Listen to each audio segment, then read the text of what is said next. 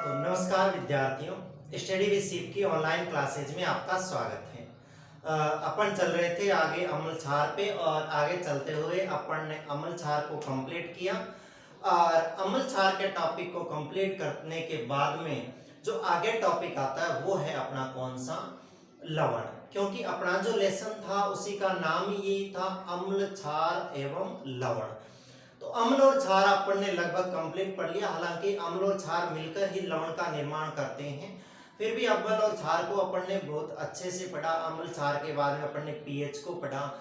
अपने प्रकृति के अंदर कुछ अम्ल थे, कुछ दैनिक जीवन में अम्ल थे, उनको पढ़ा और एक प्रकृति का बहुत ही अच्छा मनोरम दृश्य देखा। जो नेटल पादप था वो भी एक तरह का क्या करता था, अम्ल का स्त्रावण करता था, परंतु उसके पास में डॉक नामक का पादप रहता था, वो इसका इलाज कर देता था। ये सारी चीजें अपन ने पढ़ी। अभी इन चीजों को काम में लेते हुए आगे चलते हैं और आगे चलते हुए अपन क्या पढ़ते हैं, आज की क्लास में अपन पढ़ते हैं किसके बारे में, आज की क्लास में पढ़ते हैं अपन लवण के बारे में कि लवण क्या होते हैं, साल्ट क्या होते हैं। तो सामान्यतः अपन ये जानते हैं कि अम्ल और क्षार मिलकर जिन उत्पादों का निर्माण करते हैं वो सामान्यतः क्या होते हैं, लवण होते हैं।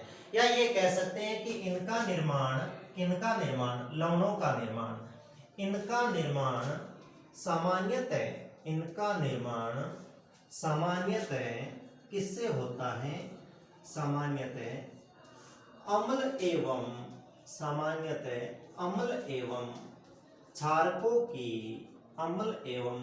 क्षारकों की अभिक्रिया द्वारा किया जाता है। क्षारकों की अभिक्रिया द्वारा होता है, ऐसा लिख दो।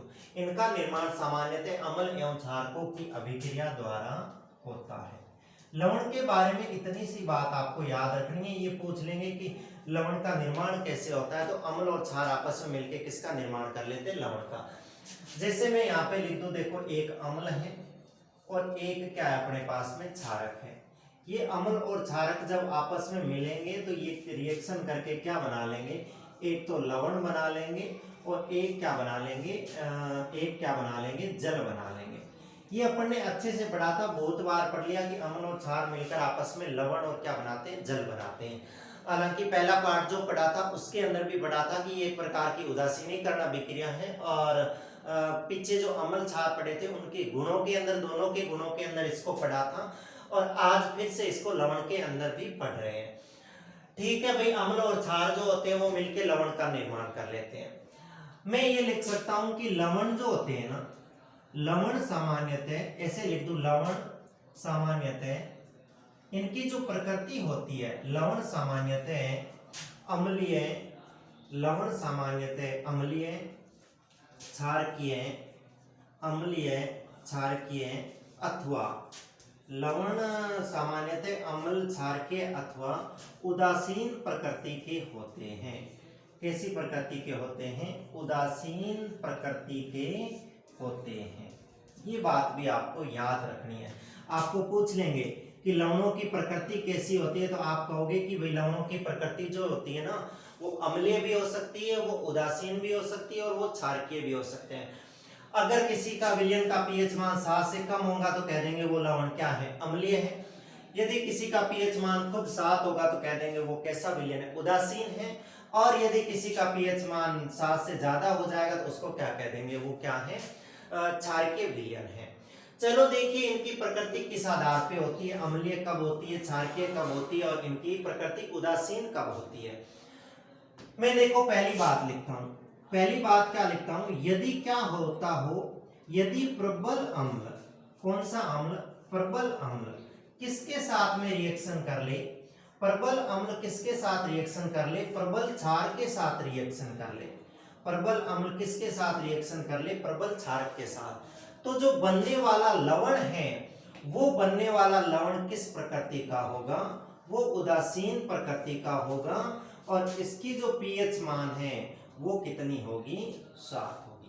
पहली बात आपको ये याद रखनी है कि यदि कोई प्रबल अम्ल और प्रबल क्षार आपस में अभिक्रिया करते हैं तो बनने वाला जो लवण होता है उसकी प्रकृति कैसी होती है, उदासीन होती है। उदासीन का पीएच मान अपन ने पीएच वाले टॉपिक में पढ़ा था कि कितना होता है, 7 होता है।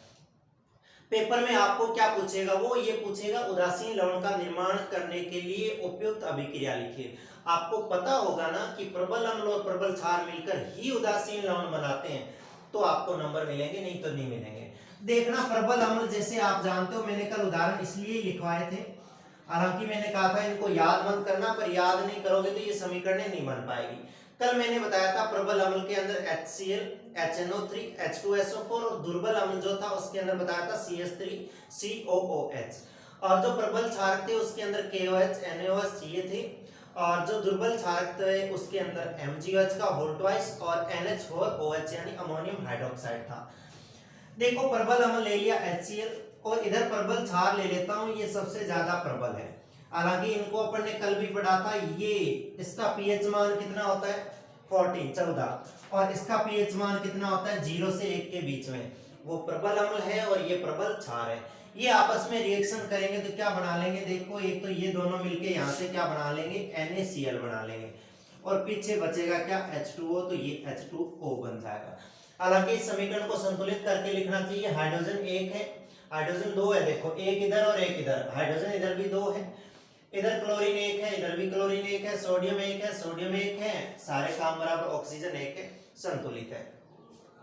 ये जो लवण प्राप्त हुआ अपने को NaCl, ये लवण किस प्रकृति का है अपने पास में, ये लवण उदासीन प्रकृति का है। हालांकि किसी भी अभिक्रिया को पूरा करने के लिए उसके पैरों के अंदर उसकी अवस्था लिखी जाती है।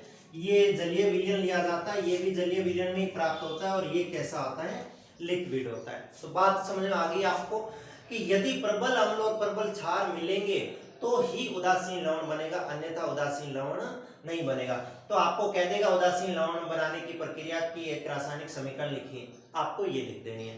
पहली बात तो ये हुई। देखो दूसरी बात, देखो मैं क्या करूं, मैं एक तो ले लूं क्या प्रबल अम्ल ले लूं, एक तो वापस क्या ले लूं प्रबल अम्ल ले लूं, दूसरा इसके साथ में जो क्षारक ले लूं वो कैसा क्षारक ले लूं, दुर्बल क्षारक ले लूं। कैसा क्षारक ले लूं, दुर्बल क्षारक ले लूं।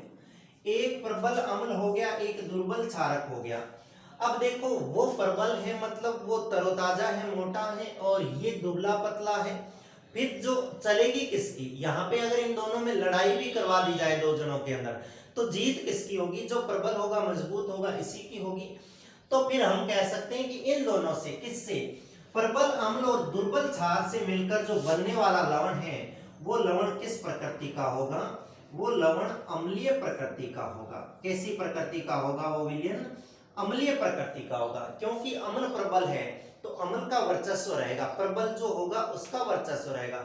आपको याद करने के लिए मैं बता रहा हूं कि आपको कह दे अम्लीय विलयन बनाना है तो अम्ल को प्रबल रखना है और क्षार को क्या करना है, दुर्बल ले लेना है। और अगर उदासीन लाना है, दोनों बराबर के हैं, देखो प्रबल ये दोनों खत्म हो जाएंगे, कोई नहीं जीतेगा कोई नहीं हारेगा, तो उदासीन हो जाएगा और ये अम्ल जीत जाएगा, अम्लीय हो जाएगा। मैं एक एग्जांपल लिखता हूं, देखो जैसे प्रबल अम्ल तो यही ले लेता हूं, अभी लिया था अपन ने क्या HCl लिया था, प्रबल अम्ल HCl लिया था, प्लस साथ में मैं दुर्बल क्षार ले लूं। दुर्बल क्षार आपको पता हो तो मैंने बताया था, एक तो MgOH का होल ट्वाइस था और एक NH4Cl था, अमोनियम क्लोराइड था। अमोनियम क्लोराइड नहीं, अमोनियम क्या था, हाइड्रोक्साइड था, क्योंकि OH लगता है जो क्षारक होते हैं उनके पीछे। इसका भी जलीय विलयन ले लूं और इसका भी क्या ले लूं, जलीय विलयन ले लूं। इनसे बनेगा क्या, देखो इनसे बनेगा NH4Cl, अमोनियम क्लोराइड विलयन बन जाएगा एक तो NH4Cl, ये लवण है। देखो NH4Cl क्या है, लवण है, और साथ में क्या बन जाएगा, वहां से ये दोनों मिलके क्या बना लेंगे, H2O। ये लिक्विड है और ये क्या है, जलीय विलयन है, एक्वा ऐसे, इसलिए H2 लिख देते हैं।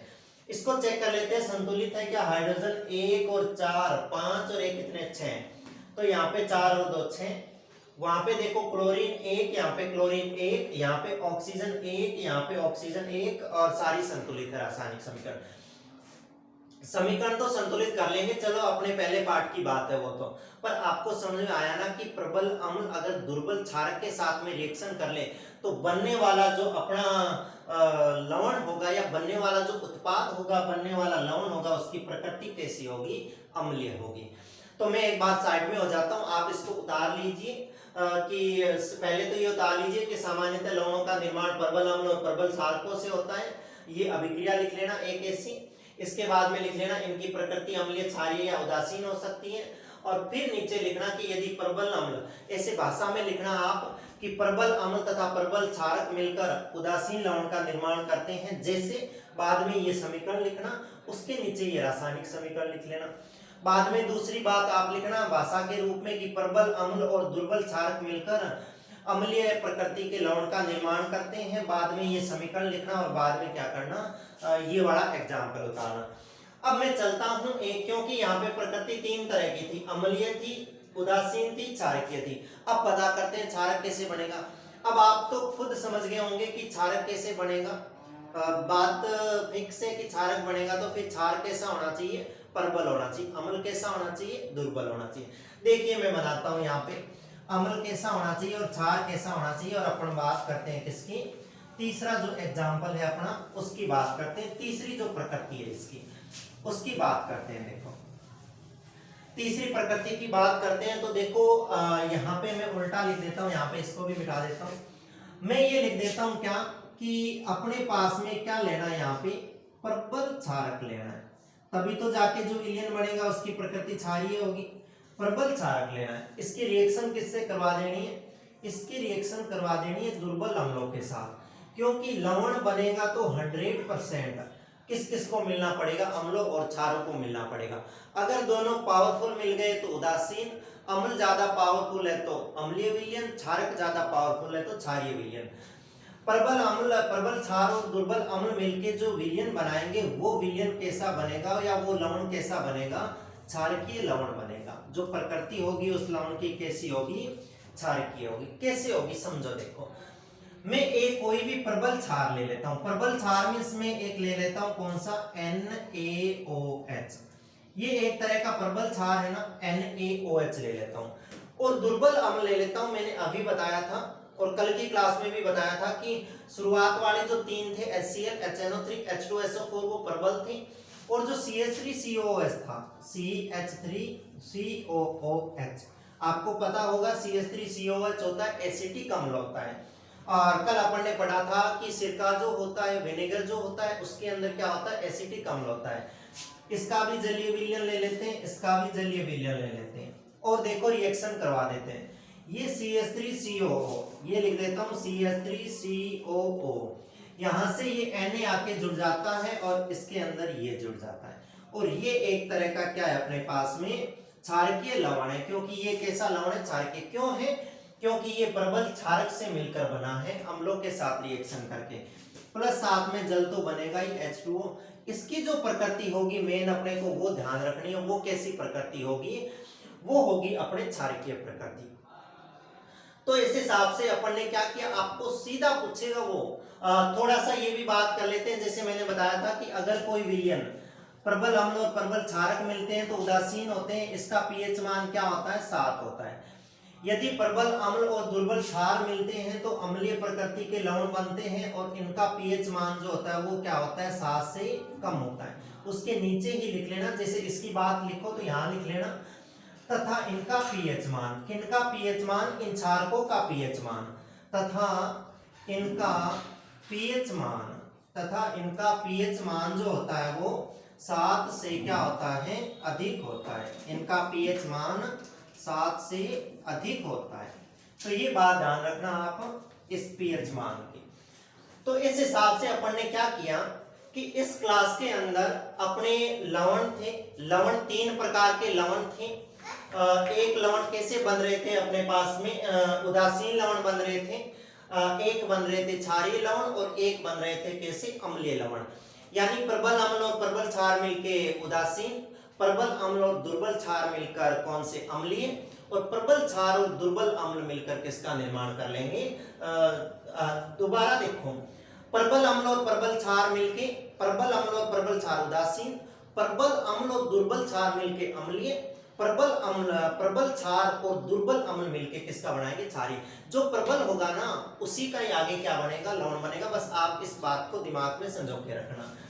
और इनके पीएच मान आप जानते ही हो कि अगर क्षारकीय होगा तो पीएच मान 7 से अधिक होगा, अगर अम्लीय होगा तो 7 से कम होगा, और अगर उदासीन होगा तो क्या हो जाएगा, 7 हो जाएगा। तो इस हिसाब से अपन ने क्या किया, आज की क्लास में इन लवणों को कंप्लीट किया। आज की क्लास में हालांकि आगे टॉपिक आगे ले जाना था और भी क्लास बड़ी हो जाती, इसलिए मैंने ये इस क्लास के अंदर लवणों को ही उपयुक्त समझते हुए मैंने केवल लवण की क्लास बनाई, क्योंकि ये महत्वपूर्ण टॉपिक है लवण का। तो आगे की क्लास में अपन महत्वपूर्ण लवणों को पढ़ते हैं जो अपने दैनिक जीवन में काम आते हैं।